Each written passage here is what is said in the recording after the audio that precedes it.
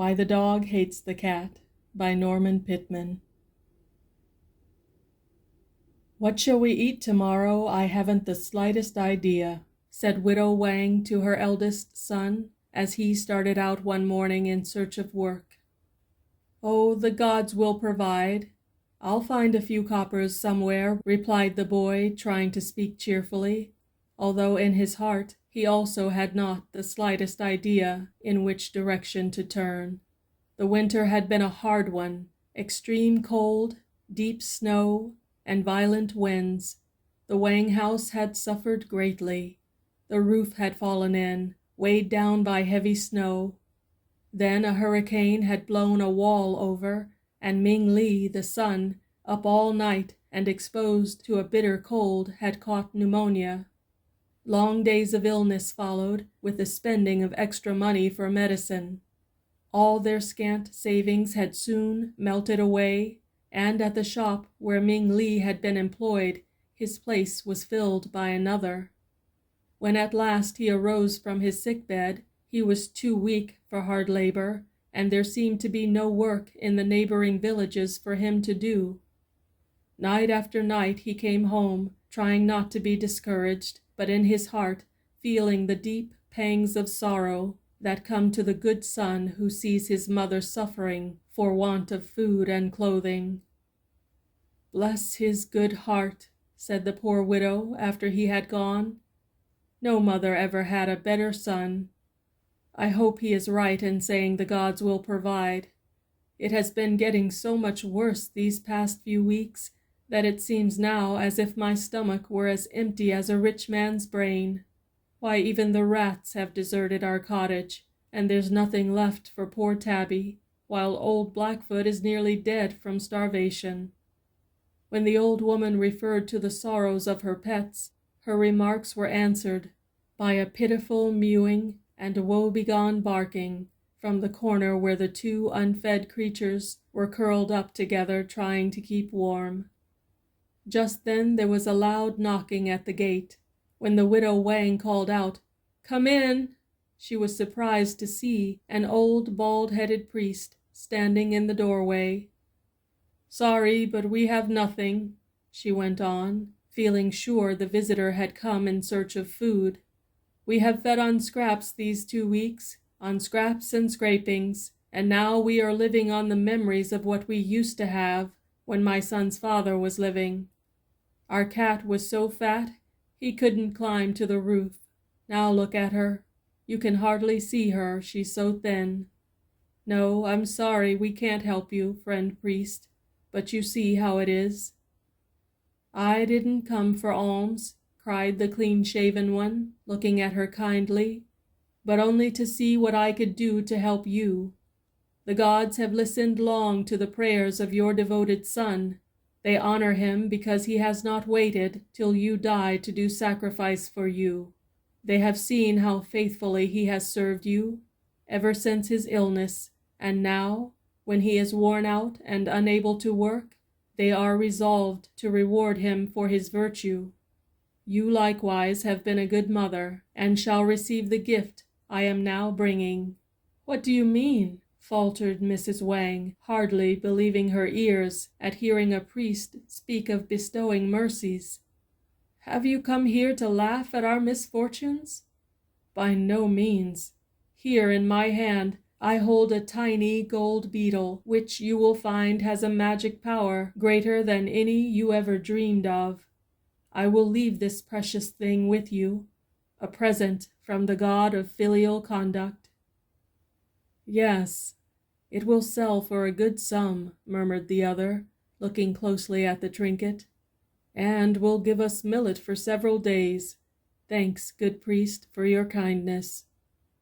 But you must by no means sell this golden beetle, for it has the power to fill your stomachs as long as you live."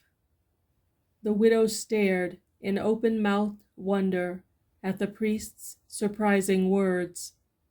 "Yes, you must not doubt me, but listen carefully to what I tell you. Whenever you wish food, you have only to place this ornament in a kettle of boiling water, saying over and over again the names of what you want to eat. In 3 minutes take off the lid, and there will be your dinner, smoking hot, and cooked more perfectly than any food you have ever eaten. May I try it now? She asked eagerly. As soon as I am gone.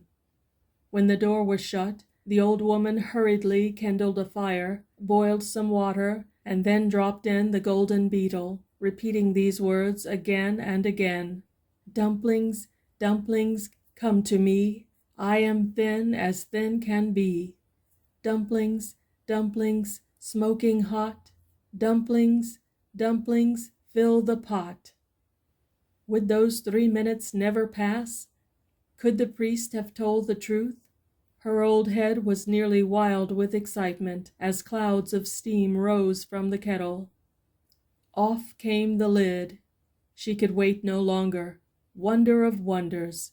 There before her unbelieving eyes was a pot full to the brim of pork dumplings, dancing up and down in the bubbling water, the best, the most delicious dumplings she had ever tasted.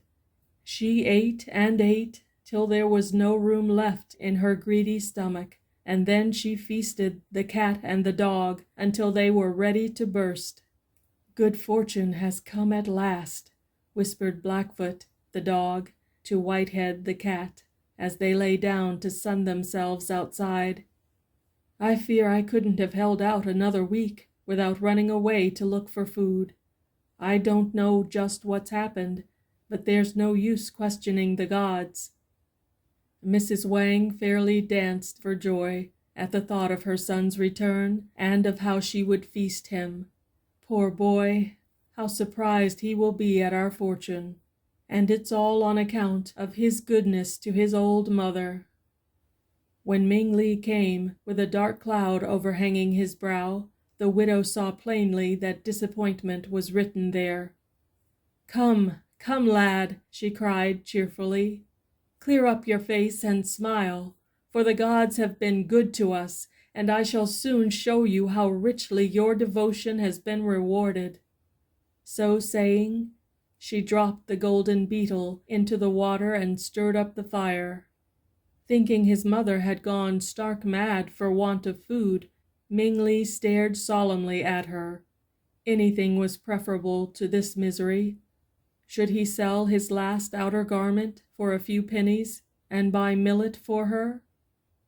Blackfoot licked his hand comfortingly as if to say, Cheer up, master, fortune has turned in our favor.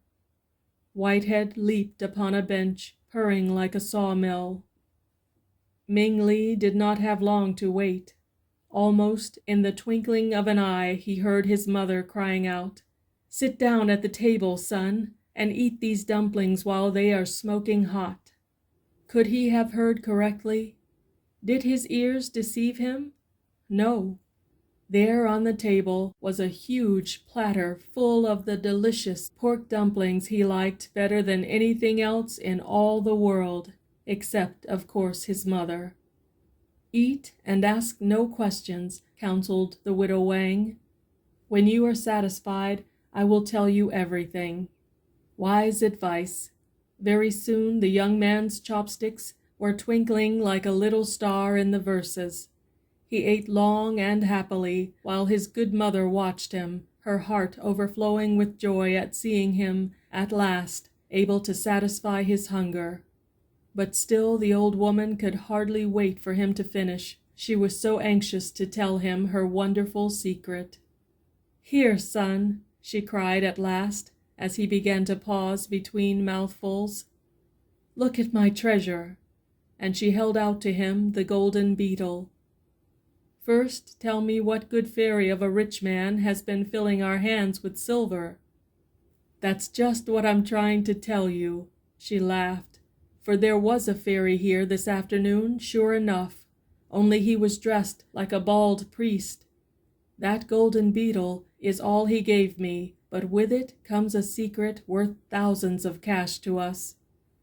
The youth fingered the trinket idly, still doubting his senses, and waiting impatiently for the secret of his delicious dinner. But, mother, what has this brass bauble to do with the dumplings? These wonderful pork dumplings, the finest I ever ate." "Baubles indeed! Brass! Fie! Fie, my boy! You little know what you are saying. Only listen, and you shall hear a tale that will open your eyes." She then told him what had happened, and ended by setting all of the leftover dumplings upon the floor for Blackfoot and Whitehead, a thing her son had never seen her do before, for they had been miserably poor and had had to save every scrap for the next meal. Now began a long period of perfect happiness. Mother, son, dog, and cat all enjoyed themselves to their heart's content. All manner of new foods, such as they had never tasted, were called forth from the pot by the wonderful little beetle. Bird nest soup, shark's fins, and 100 other delicacies were theirs for the asking, and soon Ming-li regained all his strength, but I fear at the same time grew somewhat lazy, for it was no longer necessary for him to work. As for the two animals, they became fat and sleek, and their hair grew long and glossy. But alas, according to a Chinese proverb, pride invites sorrow. The little family became so proud of their good fortune that they began to ask friends and relatives to dinner, that they might show off their good meals. One day a Mr. and Mrs. Chu came from a distant village. They were much astonished at seeing the high style in which the Wangs lived. They had expected a beggar's meal, but went away with full stomachs. "It's the best stuff I ever ate," said Mr. Chu as they entered their own tumble-down house. "Yes, and I know where it came from," exclaimed his wife. "I saw Widow Wang take a little gold ornament out of the pot and hide it in a cupboard. It must be some sort of charm, for I heard her mumbling to herself about pork and dumplings just as she was stirring up the fire. A charm, eh? Why is it that other people have all the luck? It looks as if we were doomed forever to be poor.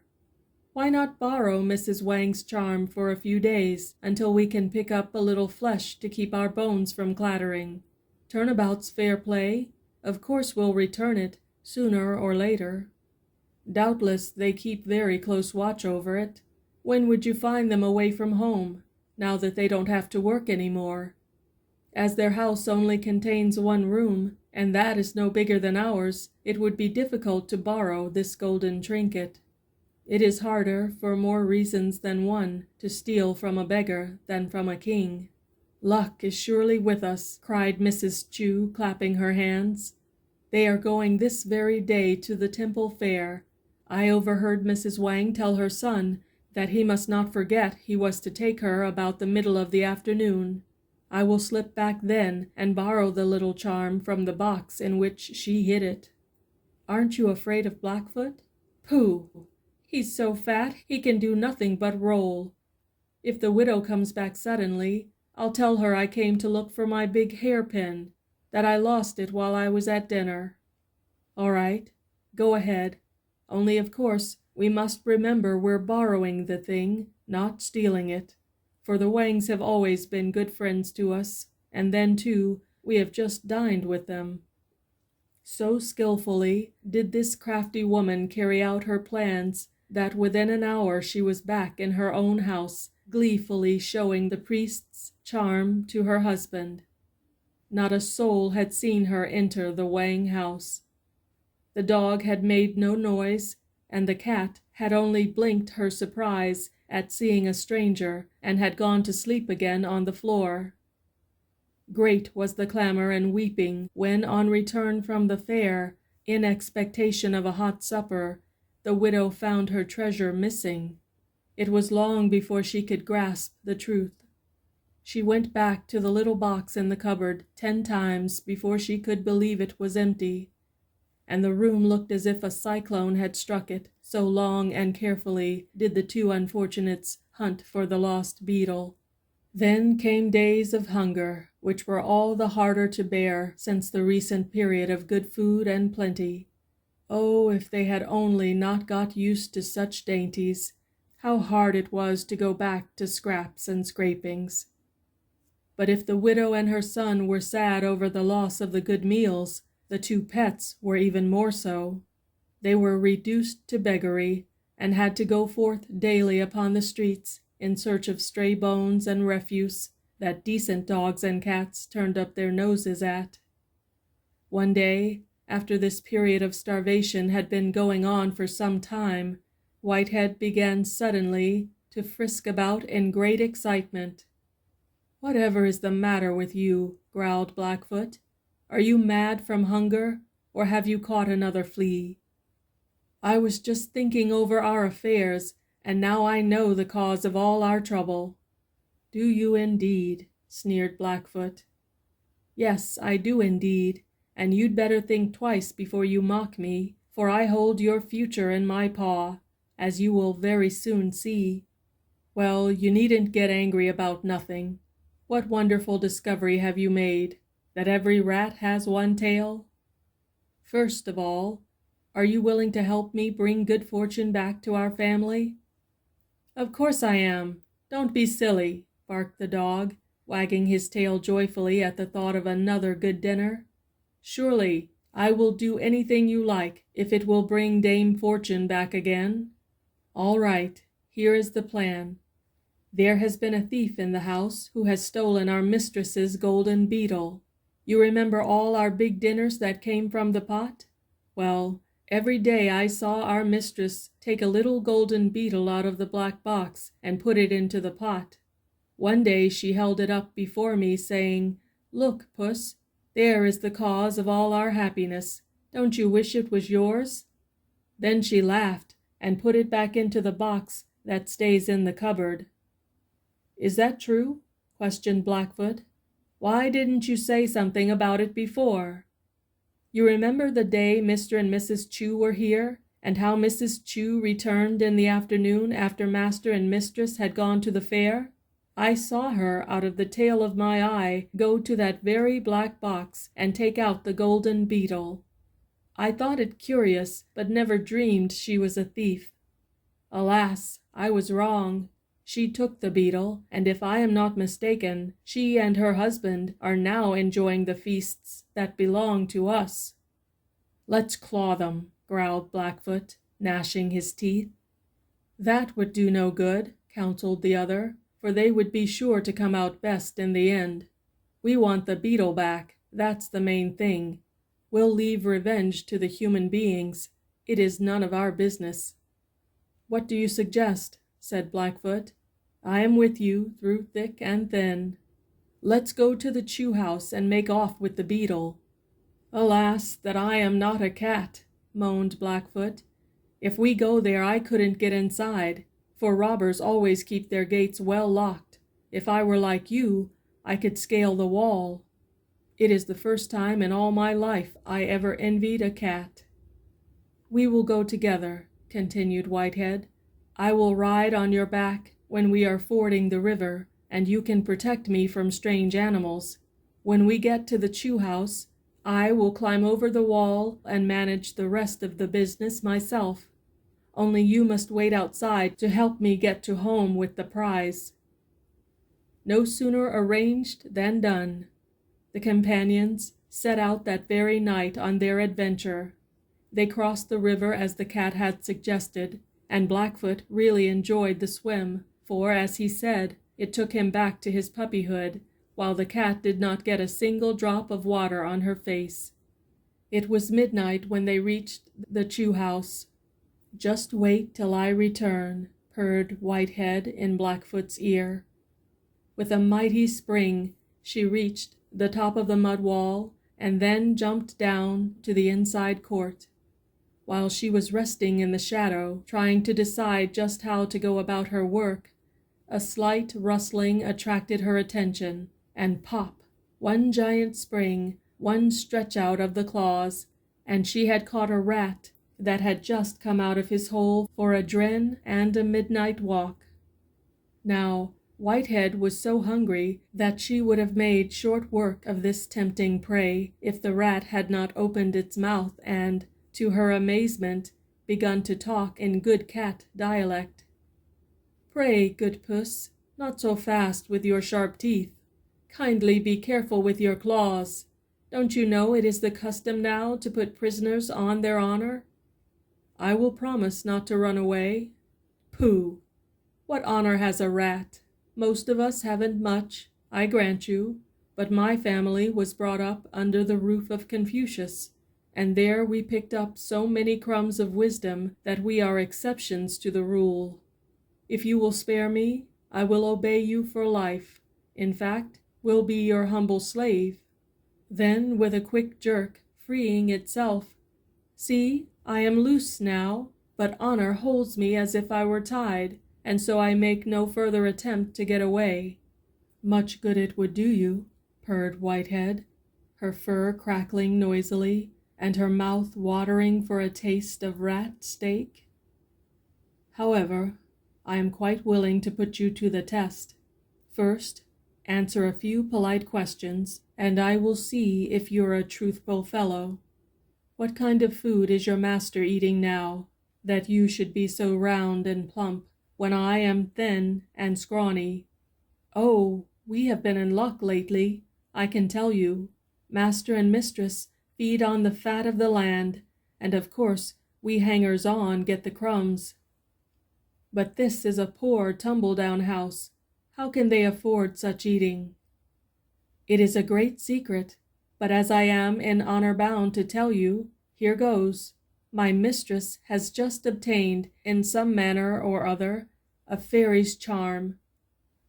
She stole it from our place, hissed the cat. I will claw her eyes out if I get the chance. Why, we've been fairly starving for want of that beetle. She stole it from us just after she had been an invited guest. What do you think of that for honor, Sir Rat? Were your mistress's ancestors followers of the sage? Oh, oh, oh! Why, that explains everything, wailed the rat. I have often wondered how they got the golden beetle, and yet, of course, I dared not ask any questions. No, certainly not, but hark you, friend rat, you get that golden trinket back for me, and I will set you free at once of all obligations. Do you know where she hides it? Yes, in a crevice, where the wall is broken. I will bring it to you in a jiffy. But how shall we exist when our charm is gone? There will be a season of scanty food, I fear, beggar's fare for all of us. Live on the memory of your good deed, purred the cat. It is splendid, you know, to be an honest beggar. Now scoot. I trust you completely, since your people lived in the home of Confucius. I will wait here for your return. Ha! Laughed Whitehead to herself. Luck seems to be coming our way again. 5 minutes later, the rat appeared, bearing the trinket in its mouth. It passed the beetle over to the cat, and then with a whisk was off forever. Its honor was safe, but it was afraid of Whitehead. It had seen the gleam of desire in her green eyes, and the cat might have broken her word if she had not been so anxious to get back home, where her mistress could command the wonderful kettle once more to bring forth food. The two adventurers reached the river just as the sun was rising above the eastern hills. Be careful, cautioned Blackfoot, as the cat leaped upon his back for her ride across the stream. Be careful not to forget the treasure. In short, remember that even though you are a female, it is necessary to keep your mouth shut till we reach the other side. Thanks, but I don't need your advice, replied Whitehead, picking up the beetle and leaping onto the dog's back. But alas, just as they were nearing the farther shore, the excited cat forgot her wisdom for a moment. A fish suddenly leaped out of the water directly under her nose. It was too great a temptation. Snap went her jaws in a vain effort to land the scaly treasure, and the golden beetle sank to the bottom of the river. There, said the dog angrily. What did I tell you? Now all our trouble has been in vain, all on account of your stupidity. For a time there was a bitter dispute, and the companions called each other some very bad names, such as Turtle and Rabbit. Just as they were starting away from the river, disappointed and discouraged, a friendly frog who had by chance heard their conversation offered to fetch the treasure from the bottom of the stream. No sooner said than done, and after thanking this accommodating animal profusely, they turned homeward once more. When they reached the cottage, the door was shut, and, bark as he would, Blackfoot could not persuade his master to open it. There was the sound of loud wailing inside. "Mistress is heartbroken," whispered the cat. "I will go to her and make her happy." So saying, she sprang lightly through a hole in the paper window, which, alas, was too small and too far from the ground for the faithful dog to enter. A sad sight greeted the gaze of Whitehead. The son was lying on the bed unconscious, almost dead for want of food, while his mother, in despair, was rocking backwards and forwards, wringing her wrinkled hands, and crying at the top of her voice for someone to come and save them. "Here I am, mistress," cried Whitehead, "and here is the treasure you are weeping for. I have rescued it and brought it back to you." The widow, wild with joy at the sight of the beetle, seized the cat in her scrawny arms and hugged the pet tightly to her bosom. "Breakfast, son, breakfast! Wake up from your swoon. Fortune has come again. We are saved from starvation." Soon a steaming hot meal was ready, and you may well imagine how the old woman and her son, heaping praises upon Whitehead, filled the beast's platter with good things, but never a word did they say of the faithful dog, who remained outside sniffing the fragrant odors and waiting in sad wonder. For all this time the artful cat had said nothing of Blackfoot's part in the rescue of the golden beetle. At last, when breakfast was over, slipping away from the others, Whitehead jumped out through the hole in the window. "Oh, my dear Blackfoot," she began laughingly, "you should have been inside to see what a feast they gave me. Mistress was so delighted at my bringing back her treasure that she could not give me enough to eat, nor say enough kind things about me. Too bad, old fellow, that you are hungry. You'd better run out into the street and hunt up a bone." Maddened by the shameful treachery of his companion, the enraged dog sprang upon the cat, and in a few seconds had shaken her to death. "So dies the one who forgets a friend and who loses honor," he cried sadly, as he stood over the body of his companion. Rushing out into the street, he proclaimed the treachery of Whitehead to the members of his tribe, at the same time advising that all self-respecting dogs should from that time onward make war upon the feline race. And that is why the descendants of old Blackfoot, whether in China or in the great countries of the West, have waged continual war upon the children and grandchildren of Whitehead, for 1,000 generations of dogs have fought them and hated them with a great and lasting hatred. End of Why the Dog Hates the Cat.